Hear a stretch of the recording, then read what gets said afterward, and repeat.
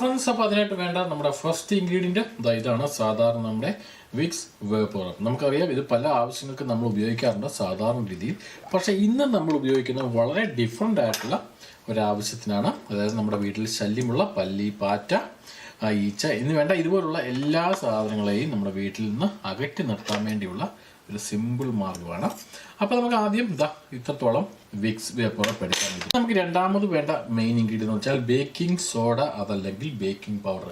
ഇത് രണ്ടാണ്. നമുക്ക് ഏത് വേണമെങ്കിലും ഇത് ഉപയോഗിക്കാം. നമുക്കിത് എല്ലാ ബേക്കറിയിലും നമുക്ക് മേടിക്കാൻ കിട്ടുന്നതാണ് ഈ ബേക്കിംഗ് സോഡ, അതല്ലെങ്കിൽ ബേക്കിംഗ് പൗഡർ. നമ്മുടെ വീട്ടിൽ അപ്പം ഉണ്ടാക്കാൻ അല്ലെങ്കിൽ ബേക്കറിയിൽ ബ്രെഡ് ഉണ്ടാക്കാനൊക്കെ ആയിട്ട് ഉപയോഗിക്കുന്ന സാധനമാണിത്. അപ്പോൾ ഇതിൽ ഏതാണെങ്കിലും നമുക്ക് ഉപയോഗിക്കാം. അപ്പോൾ നമുക്ക് ഈ ബേക്കിംഗ് സോഡ അതല്ലെങ്കിൽ ബേക്കിംഗ് പൗഡർ നമുക്ക് ഇതിലേക്ക് ആഡ് ചെയ്യാം. ഇനി വേണ്ട നെക്സ്റ്റ് ഇൻഗ്രീഡിയൻറ്റ് സാധാരണ നമ്മുടെ നാരങ്ങയാണ്.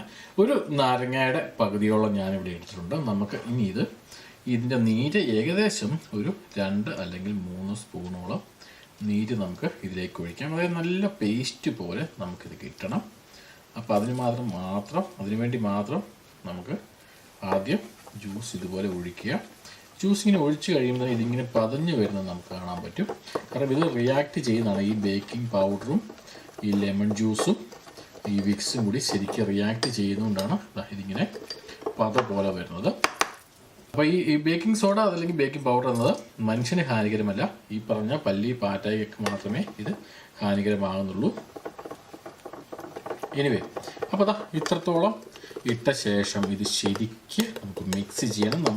അപ്പോൾ ഇത് ശരിക്ക് മിക്സ് ആയിട്ടുണ്ട്. ഇതുപോലെ നമുക്ക് കിട്ടും. ഓക്കെ, നല്ല മിക്സ് ആയിട്ട് കിട്ടും. ഇനി നമുക്കിത് മറ്റൊരു ബൗളിലേക്ക് മാറ്റാം. നമുക്കൊരു വലിയ ഒരു ബൗൾ എടുക്കാം. അതിലേക്ക് നമ്മൾ ഈ ഉണ്ടാക്കിയിരിക്കുന്ന മിക്സ് അതിലേക്ക് ഇടാം. ഏകദേശം ഒരു പേസ്റ്റ് പോലെ നമുക്ക് കിട്ടും. അത് നമുക്ക് ഇതിലേക്ക് ആഡ് ചെയ്യാം. ഞാൻ ഇതിലേക്ക് ഏകദേശം ഒരു 500 ml വെള്ളം, സാധാരണ നമ്മുടെ വാട്ടർ, പച്ചവെള്ളം ഇതിലേക്ക് ഒഴിക്കുകയാണ്. അതായത് ഇതുപോലെ ശരിക്കും വെള്ളം ഒഴിച്ച ശേഷം ഇത് ശരിക്ക് ഒന്നുകൂടി മിക്സ് ചെയ്യുക. ഇതുപോലെ ശരിക്കും ഒന്ന് മിക്സ് ആക്കണം. ഈ വെള്ളം എടുക്കുന്നത് ചെറു ചൂടുവെള്ളമാണെങ്കിൽ ഒരല്പം കൂടി നന്നായിരിക്കും. ഇനി ചൂടുവെള്ളം ഇല്ലെങ്കിലും കുഴപ്പമൊന്നുമില്ല. പക്ഷേ ഒഴിക്കുന്ന ഒരല്പം ചൂടുവെള്ളമാണെങ്കിൽ ഒരല്പം കൂടി എഫക്റ്റ് കിട്ടുമെന്ന് വേണമെങ്കിൽ നമുക്ക് പറയാം. ഇതുപോലെ കിട്ടുന്ന ഈ ഒരു മിക്സ് ഇനി നമുക്ക് ചെയ്യാൻ പോകുന്നത്, ഞാനിവിടെ മറ്റൊരു ബോട്ടിൽ എടുക്കുകയാണ്. സാധാരണ സ്പ്രേ ബോട്ടിൽ. ഇതുപോലുള്ള ഒരു സ്പ്രേ ബോട്ടിൽ എടുക്കാം. ഈ സ്പ്രേ ബോട്ടിലിൻ്റെ അകത്തേക്ക് നമ്മൾ ഉണ്ടാക്കിയിരിക്കുന്ന ഈ മിക്സ് നമുക്ക് ഒഴിക്കാം.